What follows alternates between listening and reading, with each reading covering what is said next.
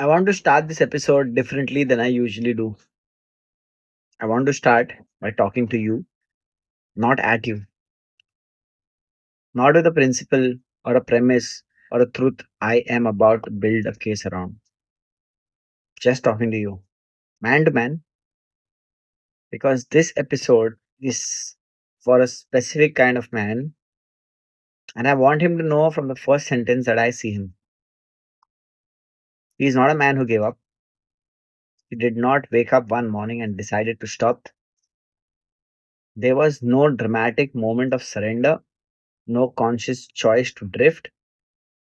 He was building, he was showing up, he had something that was working, a routine, a rhythm, a way of starting his day that set the tone for everything that followed. And then something happened. It doesn't matter what it was: loss, grief, disappointment, a season that cost more than he expected, something that took something from him, and in the taking, quietly dislodged the structure he had built around himself without him fully realizing it was happening. And then one day he looked up and the routine was gone. The rhythm was gone. The version of himself he had been carefully constructing, the early mornings, the discipline, the sense of direction, the feeling of moving towards something was somewhere behind him. He could not name the exact date left. It did not leave on a single day. It drifted, and he drifted with it. And now he is standing in the middle of a life that looks familiar from the outside, but feels completely different from the inside. And he is not sure how to find his way back to the man he was before everything got heavy. That man is who this episode is for. That man is you. If you recognize yourself in what I just described, I want you to hear this before anything else. You have not lost yourself, you have drifted from yourself. And there is a road back. There has always been a road back. The question is not whether it exists, the question is whether you are ready to start walking it. The prodigal son did not plan to end up feeding pigs in a foreign country. He did not set out with that as the destination. He made decisions, some reckless, some that felt reasonable at the time, and followed them far enough that one day he looked up and did not recognize where he was. And the turning point of the story was not a dramatic rescue, it was a moment of clarity. Luke 15, verse 17. He came to his senses, he stopped, he assessed where he actually was versus where he knew he could be, and he got up and started walking home. Coming to your senses is not weakness, it is the beginning of everything. I want to name the drift carefully because I think most men misunderstand it. And this misunderstanding makes the return harder than it needs to be. The drift is not a moral failure. It is not laziness. It is not weakness in a character sense. It is what happens to a man when something heavy lands on him and the structure he built his days around was not designed to hold that weight. The structure was not wrong. The weight was unexpected. And when the weight came down, the structure gave. Not because he was not disciplined enough, but because grief and loss and the seasons that cost us more than we planned for have a way of taking the things we did not know we were depending on. The morning routine was the anchor. It put him in a good mood. It gave the day shape. It connected him to something, to God, to purpose, to to the vision of himself he was building before the world had a chance to pull him in every other direction. It was the first decision of the day, and because it was made well, it made the next decisions easier. When the anchor went, it the days lost their shape, and shapeless days do not produce the man. They produce a version of the man who is present but not fully there, who is moving but not toward anything in particular, who is surviving the day rather than building it. The drift is not the enemy, the drift is the information. It is telling you exactly what the anchor was doing for you. Because now that it's gone, you can feel the difference in every hour of every day. That feeling is not despair. That feeling is the evidence that what you had was real and worth returning to. Lamentations 3 verses 22 and 23. This is one of the most important verses in scripture for a man in a difficult season. And it is easy to miss what it's actually saying. The compassions of God are new every morning, not new when you have earned them back, not new when the season is over and you have recovered and the discipline is restored. New every morning, including this one, including the morning after the worst stretch, including the morning when you woke up and the routine was still gone and the drift was still real. Every morning is a new beginning, not because the previous days did not happen, but because God's faithfulness is not contingent on your consistency. He did not stop being faithful when you stopped being disciplined. He was faithful through the drift. He is faithful in it right now.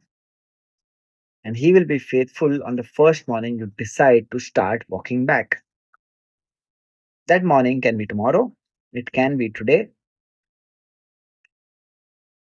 Psalm 23, verse 3. He restores my soul. Not you restore your soul, not the discipline restores your soul. He restores. The restoration is not something you manufacture through enough effort and willpower. It is something you receive by turning toward the one who offers it, by positioning yourself to be found, by making the first small movement in the direction of home. Here is what makes the drift feel permanent when it isn't.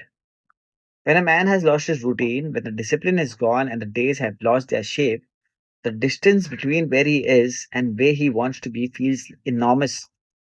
It feels like the amount of time it took to drift is the amount of time it will take to return. Like the man has to rebuild everything from scratch. Like he has to earn back what was lost through an equal amount of suffering and effort before he is allowed to feel like himself again. That is not how it works. The drift is slow, the return can be fast. Not because the work is easy, but because the man returning is not the same as the man who first built the routine. He has been through something, he has felt the cost of his absence. He knows, in a way, the earlier version of himself did not fully know exactly what the anchor was doing for him because he lived without it long enough to understand what he was holding. That knowledge changes everything about the return. The man who built the routine the first time built it without fully understanding its weight. The man who builds it again builds it with the full knowledge of what it costs to lose it. He is more motivated, he is more precise, he is building with a clarity he did not have before because the laws taught him what the building had not. The setback did not set you back as far as it feels like it did. It took the routine, it did not take the man. And the man, the one who built the routine in the first place, knows what it feels like to live inside it and what it feels like to live without it. That man is still here. He is the one listening to this episode right now. Isaiah 43 verses 18 and 19. Forget the former things. Do not dwell on the past. See, I am doing a new thing. Now it springs up. Do you not perceive it? I am making a way in the wilderness. God is not asking the man who drifted to go back and recover exactly what was lost. He's doing something new. The road back is not a reward. It is not a return to the identical version of the life that existed before the heavy season.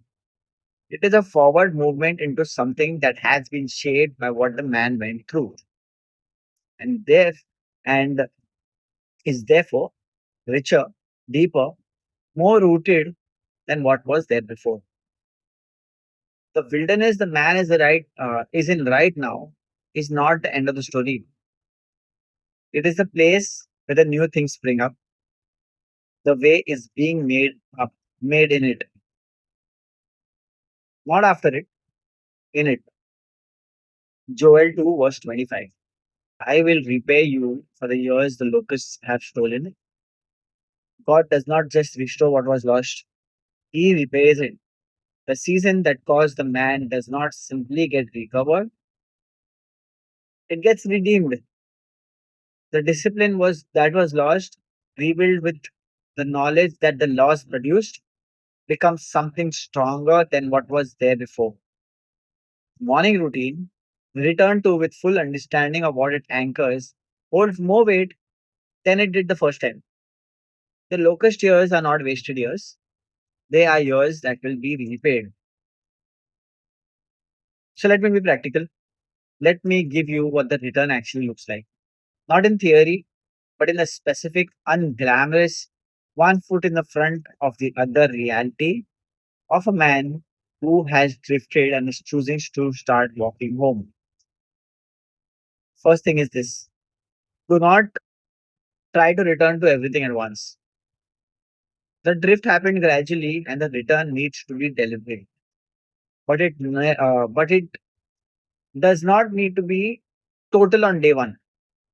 Man who lost his morning routine and tries to rebuild his entire life in a single week is setting himself up for a failure that will feel like confirmation that the drift is permanent. It is not, but the all at once approach will make it feel that way. Start with the anchor, just the anchor. The one thing that, when it was in place, made everything else easier. Morning routine, first hour of the day, the practice that set the tone, not all of it. Whatever piece of it you can pick up today. The alarm set 10 minutes earlier, the quiet before the phone comes on, the one prayer said before the day begins, the one decision made for the man you are trying to find your way back to before the world has a chance to pull you in every other direction. Start there, just there, and do it tomorrow, do it day after, keep repeating it. The return is not made in a single dramatic moment of recommitment. It is made in the quiet, repeated, unglamorous decision to show up for the one same thing one more time, one more morning, until the mornings accumulate into a rhythm and the rhythm accumulates into a man. The prodigal son did not arrive home in the same moment he decided to do. He got up, he started walking, and while he was still a great way off, his father saw him and ran to him. The running toward is God's part. Getting up and starting to walk, that is yours. Get up, start walking, one moment at a time, one morning at a time. Romans 8, verse 38 and 39.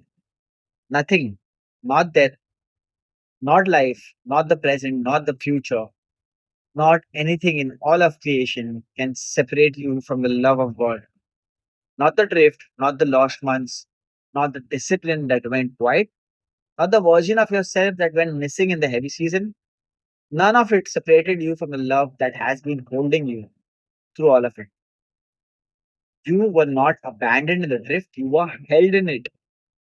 And the God who held you through is the same God who is waiting to restore you, who restores your soul, who repays the locust years, who makes a way in the wilderness, whose compassions are new every morning.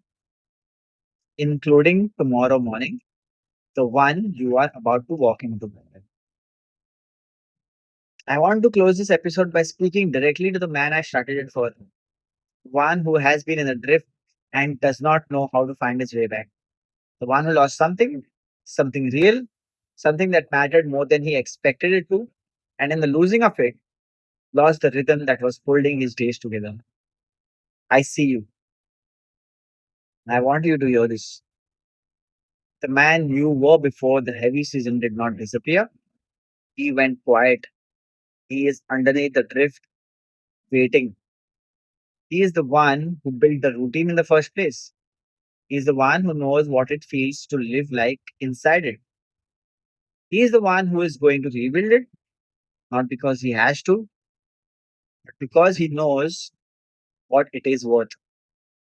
Because the drift taught him what the building had not. Tomorrow morning, set the alarm, get up when it goes off. Do the one small thing that starts the day the way it was supposed to start. Not the whole routine, just the first piece of it. The prayer, the quiet, the decision to begin the day as the man you are trying to become rather than the man the drift has been making easy. Do that tomorrow and the day after that and the day after that. The road back is shorter than it looks like. The God who held you through the drift is waiting to restore you on the other side of the first step. The compassions are new tomorrow morning. His faithfulness has not moved you. Get up, go home, one morning at a time. I know what it cost to listen to this episode today. For some of you, it took something just to press play because you knew what it was going to say and you were not sure you were ready to hear it. I am glad you stayed. The fact that you are still here, still listening, still building this show, or still turning it on, that is nothing. That is not nothing. That is the man trying to find his way back. He is already moving. Keep going. This is built not felt by the rice code. I'll see you all in the next episode.